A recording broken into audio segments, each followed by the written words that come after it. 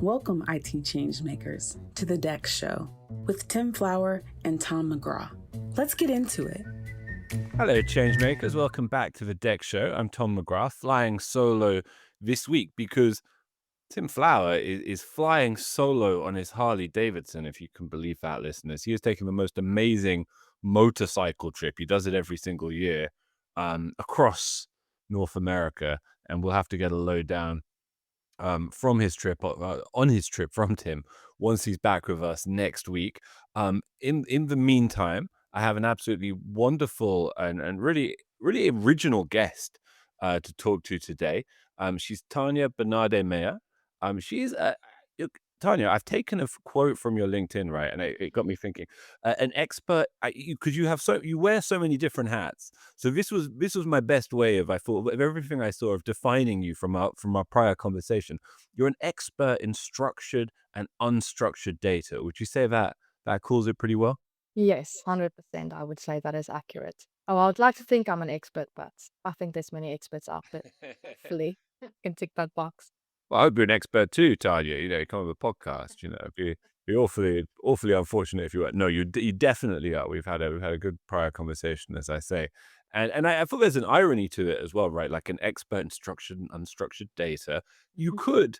We're obviously, the Deck Show is obviously sponsored by Nextthink, and you could describe Nextthink as an expert in structured and unstructured data, as I understand those terms, right? And maybe for my benefit, certainly for some listeners' benefits, maybe we could begin with a definition of these terms, first of all, Tanya, and maybe a broader introduction in who you are and what you do. Sure. So I'm the founder of Unstructured. We specialize in unstructured data, very evident in the name.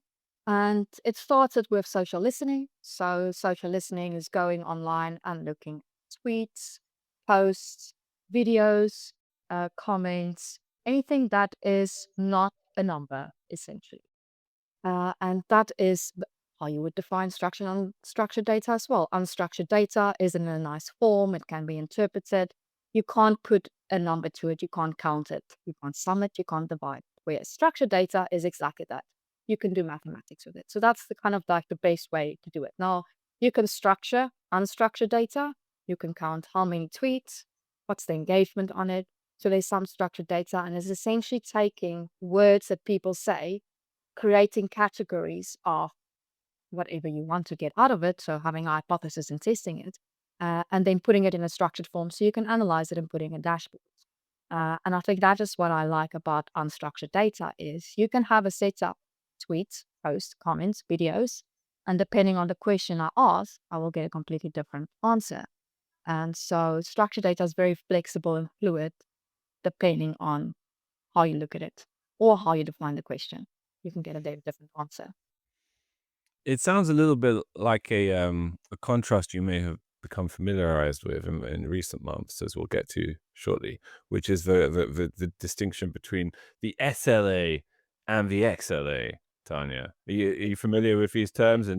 Because Nextthink, of course, it was known for many things. One of the things it was known for was the innovation around sentiment analysis in users, right? Not just looking at the structured data of the endpoint, but actually figuring out the thoughts and feelings and feedback of individual users, both in a spontaneous and in a structured way with campaigns, right?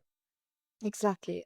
It's really interesting because I think the whole world, even in leadership, we're starting to see a change in the metrics that people are using. So there's SLAs, which was exactly that, numbers, and even CSAT scores, if we think of that, is kind of a SLA, but it's a number that we assign to a feeling. And as humans, it almost feels unnatural to say, how are you feeling out of a scale of 10? It's not natural to think about emotions in that way.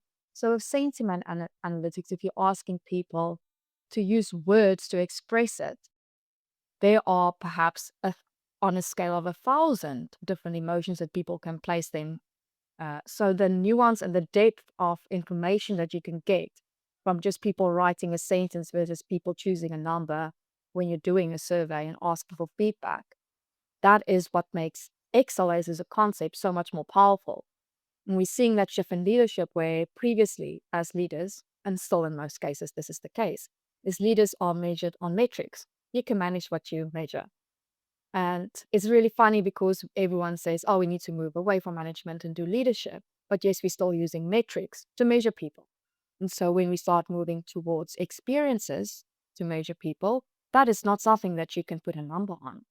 That is like you have to constantly listen to what people are saying and infer from that whether it's good or bad, and use your intuition, previous experience, and create a brand new framework of how do we actually interpret what people are saying and what does it mean for my business. And only then do we really see that shift from I'm a leader, an enlightened leader. In the case of some research that we've done recently, in understanding how we can drive things forward and create change in a business and drive a business forward. It moves away from the metrics and it moves towards behaviors and feelings and driving actual change. That ultimately leads to profits, is what we're finding in our research. And yes, you've already kind of given us a foretaste of what we'll be talking about, which is enlightened leadership in more detail. Before we do, though, maybe just circle that back, because you gave a very compelling, I think, illustration there of the way these different forms of data analysis, or the different approach to meaning, I suppose, in the context of leadership. But what about in the context of research specifically? So, what do you feel that as social listening specifically, why is that such a powerful tool for understanding trends, behaviors, and sentiment today? So people go to social first. That is our go-to now. News agencies will go onto Twitter when something is happening and use user-generated data to report on news. That's where we go first. It's rapid, it's unstructured, it's unsolicited, and it's filled with human emotion. If you're angry because DPD didn't deliver your parcel on time, you're going to go to social media to complain about it. And all of this content and words and emotions that people are putting online is telling us about people's perceptions. And so in this case, the truth actually becomes irrelevant because the truth becomes whatever your perception of the truth is. And it's really interesting because one research study that we did was for Starbucks. And what we found is, well, they wanted to get more people in their stores in the afternoons. They're like, oh, we don't have enough people coming to our stores in the afternoon. How, why? And what we found when we analyzed social media conversations of people talking about Starbucks in the afternoons was a lot of people didn't go to Starbucks because they had a perception that Starbucks didn't have gluten-free options. Now, if you're with a group of 10 people, you're going out lunch with colleagues, you're not going to go to a place, even if one person in a group of 10 is gluten-free, because there's no options for them. People try to be inclusive. And presenting this data back to them, they were very upset because they say, we do have gluten-free options. But what was actually happening is they didn't make it apparent. It wasn't very apparent on the branding that they used, on the packaging, or even in the stores, they didn't talk about gluten-free products. And so people's perception was that they didn't have it. And it was just super easy to fix, put up a big sign, here's all our gluten-free food. But again, they felt that in their sales numbers. That had a direct impact on their sales. And this is where the merging of structured and unstructured data becomes really powerful, is when you say, this is a perception that people have. Our hypothesis is people don't come because of this. Let's do something about it, and let's then measure the numbers to see if it has an impact. So the two of them working together is really where it adds value for businesses. Having them in isolation will create silos, which we are trying to break down every day in terms of how people work, how people interpret things. But unstructured data is almost like your first point to go to build that perception of what are people saying and what are they doing? What is their intent? So if we tie the two together, we can say, if this is what they say today, we can see in our structured data that this is what they do tomorrow. So it helps us be more predictive in people's intent. Incredible commendation for the sort of holistic approach of DEX in general, Tanya. Somewhat ironically, I think, but very interestingly as well. And look, you have been working, as I say, specifically with, I think, the XLA Institute, right, on this concept that I think we had Alan Nance from the XLA Institute on the third ever podcast we recorded discussing this concept, which you've already mentioned, of the enlightened leader 4 or 5 years ago. So we'll need our memories refreshed. Maybe tell us about this project and this collaboration, and and what that concept means and why it matters in the workplace today? Sure. So again, using social listening data a couple of years ago, what we did is we analyzed conversations that employees was having on Glassdoor, so reviews that they were leaving about businesses. We looked at customer conversations on social media to understand the experiences that they were having. We were looking at employees talking about their digital workspace and environment. And what we found when we analyzed all this data is that we found this equation, which is good employee experience is equal to good digital experience that employees have, having the right tools and systems to help them do a better job. And that ultimately lead to a really good customer experience, which ultimately lead to profits. So we had this really good equation to say that all of these are equally true. And eventually what we uncovered was that this is true, but this doesn't just magically happen by itself. There's a trigger point or a catalyst for all of this happening. And what we found is that the enlightened leader, not just any leader, but the enlightened leader is really the catalyst to create this equation to make it happen. So, enlightened leaders are the ones who are constantly talking about experience. They are consistent in their approach. They don't take no for an answer, but they learn how to create the pathways. And they are not the ones that's standing on a stage and talking about how great they are and all the change they've done. They are the ones who's essentially clearing the pathway for teams to create a better experience for employees and customers. So they're removing those barriers and almost like pushing people from the back rather than standing in the front leading. So this is the kind of a change that we're seeing in leaders where they are putting themselves alongside their team members to help drive the change rather than leading from the front. But they do it through consistency. And that consistency ultimately builds trust, where people go, this person is doing the right thing. They're doing it consistently. They believe that it's the right thing. And therefore, I also believe that this is the right thing to do to help customers, to help employees have better experiences. And that's ultimately what the enlightened leader is. It's someone that people trust to clear the pathways for them to drive forward experience in their business, whether that's better customer or employee experience. And what kind of data were you analyzing? Social data, we assume. But what was the interpretative approach? I mean, tell us more about that. So we kind of took a bit of a hybrid approach. So we looked at LinkedIn data. So we analyzed conversations of the top 100 CIOs in the US, and we looked at what they were talking about online. So what were they posting about? How were they engaging with people? What were they saying when they're engaging? Who were they engaging with? Um, and what we found is that only around 20% of the full sample that we looked at can really be classified as enlightened.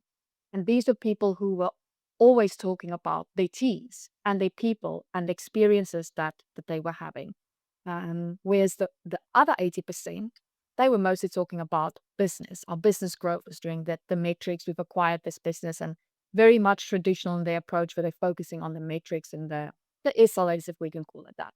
Whereas the enlightened executives were all about the experience of things that is hard to measure, but is having a really significant impact to people.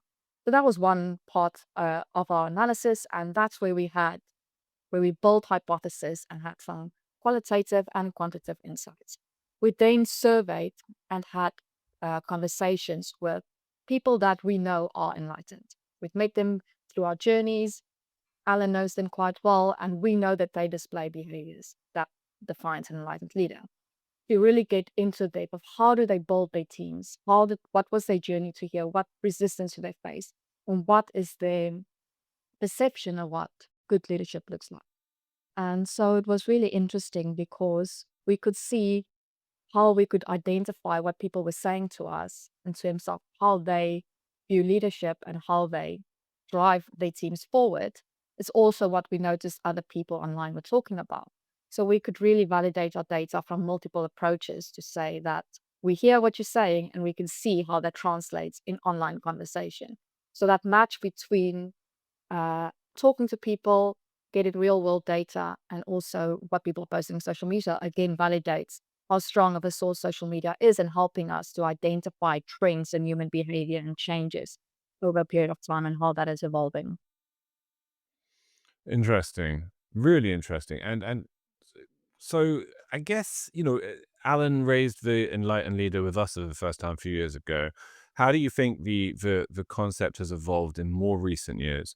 And what are the sort of what specific qualities or behaviors are emerging at the moment in 2025 in your view? So previously, I think we've just completed more research around the journey that people have gone on and kind of how we've gotten to the enlightened leadership. And previously, when people were talking about experience, leadership is not something that they mention at all. People don't see leaders as the drivers behind changing experience. It's again tools and metrics. It's something that is very metric focused.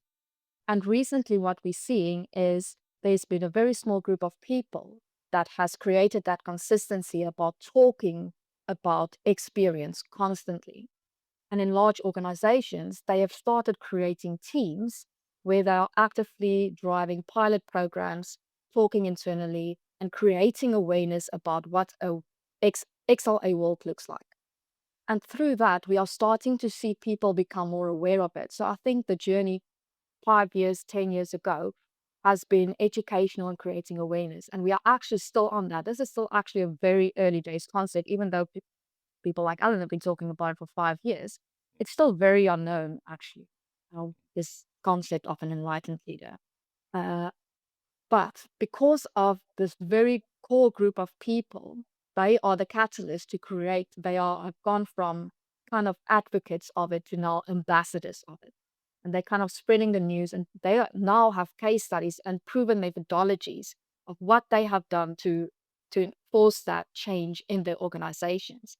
And this proof that they now have, this data that they have, and the stories that they can tell is now helping to get more people on board to believe in the concept and to believe that this is actually what we need to do in order to drive change. And so what we're seeing is there's still lots of education that needs to happen, but definitely this year we are seeing people getting excited about it, and large organizations are starting to talk about it. So the awareness has increased rapidly, and now adoption is starting to take place. And there's less resistance and more curiosity towards it, which is a great place to be, because through this, more people is going to adopt and become those enlightened leaders to drive experience forward. Absolutely. You're a researcher yourself, of course, right? So did you ever take a note and when you look at it later, you think, what was that? I have a note and it was when I was rereading it, I thought, I'm not quite sure what this was referring to. But you've emphasized a shift, according to my notes, Tanya, from leadership to readership. Yeah. Okay, good. You're nodding, everybody. She's nodding. It's not my bad handwriting. Tell us about what that means in the context of this discussion. So I kind of alluded to it earlier, but leadership is, in the traditional sense, what we have always viewed it as lead by example. I will show you and you follow. And that is shifting, especially because we can't measure what a good looks like anymore because it's becoming fluffy. And lots of the 80% of people is not enlightened. They don't like fluffy. They don't like that I can't put this on a dashboard. And so the leadership is reading people. That is actually a core skill that a enlightened leader needs to have. They need to be able to read the room, read the dynamic, read someone's emotions. What is going to happen? How do we de-escalate the issue? How do I make an employee trust me to really let their guard down and talk to me? So one of the enlightened leaders that we interviewed had a great analogy of what this looks like. And he says that trust is not about what people say in a meeting about me. It's what they say at the dinner table when they go home. And so his goal is to, when people go home and sit at the dinner table, say, I had a great day today. I had a great experience at work today. And if he can enable that and get people to have and talk about work in a positive way when they get home, he feels like he's achieved it. That is not something that you're going to see in a boardroom on a dashboard. And so leadership has traditionally been that, here's my data, this is what it means. But actually leadership is, let me sit back, observe, take that in, and distill what it actually means. And the result is happening in places where you might not even have insight into it. That's so interesting. Do you feel that there's maybe a central change here that's creating that very kind of concept you just described? Is that respecting previous generations of work was much more hierarchical. Like it was a pre-given. Um, Nowadays, regardless of hierarchy, it has to be earned. Like it's a bit like a company is a bit like social media. There's a kind of democracy of reputation at play, and you have to be engaged with that Oh yeah. yeah, yeah. We are, oh, we're definitely seeing that. So part of our research was looking at what Gen Zs are talking about in regards to leadership and what does the future of workplace looks like. And so the future of leadership, they are going to be the future leaders. And when we define the characteristics of an enlightened leader, Gen Z are already ticking 80% of those boxes. They are already enlightened. They are the ones where there's no hierarchy. We see lots of videos online of TikTok CEOs where they go out for drinks with their people and they show up on Fridays all being hungover. Like it's that I'm in the trenches with them. I am living the life with them. I am not at the top of the chain. I am right there alongside them. They don't care about hierarchies. They also don't care about corporate talk. They just want to have natural conversations with people to get stuff done. And they very much where they take the back seat and let people lead. And so Gen Zs is really interesting because they are they are enlightened leaders. So the more they step into leadership roles, the more we will see this actually accelerate. Um, Another interesting thing that we observed when we analyzed them was that they if you don't give them what they ask for, so if you don't give them autonomy and if you don't give them the freedom to be innovative or to make changes, or you kill them with corporate jargon, they will leave very easily. They have very little loyalty to organizations, and they won't just leave to go to another organization. They will leave to start their own business. They will become your competitor. They are super entrepreneurial because don't have time for corporate. And so we're seeing more and more of that happening where I think there's going to be more entrepreneurs than ever before and under 30 years old. And especially with AI, it's becoming a lot easier for people. And so I think if corporates don't adjust to their language, the way that they run their organizations, the way that they lead, they're going to lose a very young workforce. And they're going to have competitors that's very innovative and is leading the way in terms of driving experience forward because they already have the behaviors that just naturally enables that to happen. Hmm. Yeah, very interesting. Let's get onto harmful leadership, Tanya. Let's enough of the good stuff. Let's talk about the bad stuff because that's always quite entertaining as much as anything. Yeah. What does ineffective or indeed harmful leadership look like in 2025? What are the main red flags? I think what we are seeing is when people say they do stuff, but they don't really do it. And I think this is not just leaders, this is anyone in an organization where we want to drive change. Oh, we're going to change this policy. We care about experience, but yet you're still measured on a number. You're still measured on a profit margin or a revenue number. So what you're saying and what you're doing doesn't match up. And with enlightened leaders, what we're saying is what they say and what they do matches exactly. And so the opposite of that is true for ineffective leadership or harmful leadership, is when we're hearing the things, but we're not seeing it. And again, thinking about the people, the younger workforce that we have entering now going into leadership positions, the moment they detect that very early on, they're out. You're going to lose them. You're going to really struggle to get them on side. And the concept of working together as a teamwork will be very hard because they just won't buy into it. So I think it's very important for leaders, if this is something that they want people to trust in, your words have to match your actions or your actions have to match your words. I suppose there's a psychological concept. I can't remember the name, but it's about that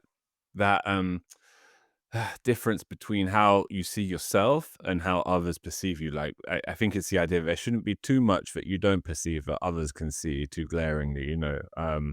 Obviously that's relevant in any context of life, but you would think particularly so among leaders. And do you see that kind of gap existing in the ineffective leader in particular?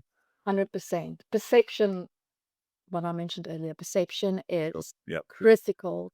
One thing we noticed when we were doing social listening research in terms of people reducing their carbon footprint, was when we looked at it over a 3-year period, looking at social media conversations, we noticed the exact same behaviors of people adopting EV vehicles as people switching to meat-free or vegetarian eating. Is there's this kind of spike in adoption where people early adopters really want to get in on it. They want to switch to EV cars, they want to switch to meat-free eating. But if the industry isn't ready to adopt it, the infrastructure isn't there, there's not enough chargers, there's not enough good tasting vegetarian meals, it drops. And those early adopters then, instead of becoming advocates, become detractors really fast. And their perceptions is kind of being shaped by that. And to get them back on that curve becomes really difficult to change their mind, because they were like, I've tried it already, it didn't work, so why would it work now? And we are going to see the same thing with AI. We're already seeing the same thing with AI. Is the early adopters of AI, maybe the accuracy was 5 out of 10 when people were using it. Now they are of the opinion, oh, it's bad quality, it gives me wrong answers. Whereas now it might be 7 or 8 out of 10. But because that perception has been shaped very early on, it's actually harder to change it. And it's the same with leaders. If you lose someone's trust, or if someone has formed a perception of you as a leader, it's very hard to change that. It takes a long time and having to build a history or consistency. You have to be consistent in what you do in order to rebuild that trust. People have to see that what you say is what you do consistently over time to rebuild that trust. But if people have a certain perception, it takes a long time to change that. Yeah, yeah, I completely agree with that. And were there any sort of counterintuitive findings? That's always an interesting thing to ask about with these studies. Anything you were expecting to encounter and you didn't, or anything you weren't expecting to encounter that caught you unawares? Yes, so I think we always expect the loudest voices in the room to have the biggest impact. But what we actually found is the quiet leaders that had the biggest impact. So they're not really out there pushing their personal brands or shouting about themselves. It's the ones who's kind of working in the background to get their teams aligned, making sure that they build that trust, building that consistency, and they repeat that over and over and over again to get that. And those are the ones that really is building systems that's going to last, because the ground work is done, and there's a good place to start from. So I think that is what we expected to see, oh, look how great these people are, look at how high their engagement is, but it actually wasn't that at all. It was the people with kind of low engagement that was having the biggest impact in what they were achieving and driving the results internally in their business. Okay, so I'd be surprised if this hasn't come up already, but if somebody was a new leader stepping into a sort of a digital hybrid modern workplace, what's the one thing they should stop doing and the one thing they must do if they want to not just seem but to be enlightened? So stop waiting for the structure to change in order for you to drive change. I think people are like, once I am in a leadership position, or once I'm a manager, or once I get promoted, then I'll do this, or then I'll have the authority to do this. What we're seeing from people who's coming through the ranks who aren't even in a leadership position is they're already doing it. They're not asking for permission. They are going out and they are saying, I want to drive this change and I am going to go and do whatever it takes to do this. Um, one of the people that we interviewed in our research was, she is the lead at a call center for a mobile company. And she started talking to people on the ground, speaking to every single person every day, going and making sure they're okay, how their family doing, and just building those relationships with people. And eventually she started seeing patterns where she started repeating stories to people, and it built trust with the team. And it actually resulted in change in terms of how they managed their entire team, how she evolved as a leader, winning awards, because of the changes that she was able to implement by just not asking for permission. I need to be a manager of the team to have conversations. She did that from day one.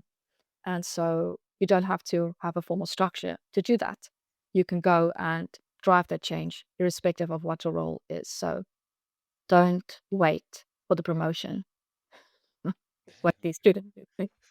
Got it, got it. Well, Tanya, listen, oh, did we? Yeah, yeah. So, absolutely wonderful conversation, and I just love the different layers of relevance, both in your entire approach to data, which seems to resonate so deeply with the concept of XLA, the concept of DEX, and then this brilliant kind of analysis of the modern leader and the relevance of that also to this kind of more holistic approach to employee experience and to technology provision. It's been wonderful. Thanks for coming on. If people want to read your research or get in touch with you for another project, where should we direct them? You can reach me via email, tanya@unstructured.co, LinkedIn, Unstructured page, or my personal LinkedIn page, or on my website, unstructured.co. So multiple places where you can get this. It's not hard. It's not hard. And they'll, yeah, absolutely fantastic. We'll have some links to the research and to your own website in the show notes. No, thanks so much for coming on, Tanya. Pleasure to meet you. Pleasure to talk to you about this interesting subject. Really been great. Awesome. Thanks so much for having me. Really enjoyed it. To make sure that you never miss an episode, subscribe to the show in Apple Podcasts, Spotify, or your favorite podcast player. And if you're listening on Apple Podcasts, make sure to leave a rating of the show. Just tap the number of stars you think the podcast deserves. If you'd like to learn more about how NextThink can help you improve your digital employee experience, head over to nextthink.com. Thank you so much for listening. Until next time.